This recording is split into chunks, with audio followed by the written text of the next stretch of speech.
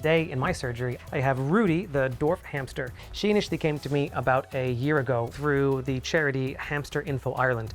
They found her in a stairwell. She was having a problem where there was quite a bit of swelling and staining and excess tear production around her eye. We were looking for the underlying cause, whether it was a tooth abscess, where we were able to perform an endoscopy to look inside of her mouth.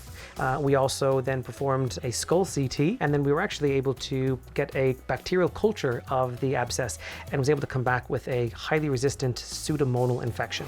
From there, we were able to get her on the appropriate topical antibiotics, and after a couple weeks, we were able to get that fully under control, and there's no sign of reinfection currently. I am going to try and just take a look and assess the eye that we are worried about. But because of their size, we are kind of limited on what we can do on our entire physical exam. But we still can listen to their heart and their lungs, and we can feel some of the abdominal contents. But again, our hands can still be a little bit too big to be able to feel everything really delicately.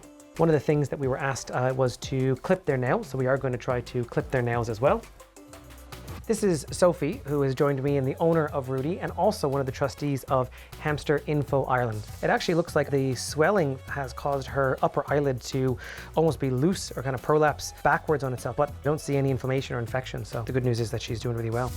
The carrier that you brought in today is not Rudy's carrier that she lives in all the time, right? The minimum that we require is actually 100 by 50 for all. That's quite big, isn't it? Yeah. Like, I mean, that's nearly the size of this table. Of the table Yeah. So yeah, they need quite a lot of space for being so small. Having lots of obstacles and things like that, things for them to chew on, things for them to burrow into, are really, really important, not just for their actual physical health, but mental health.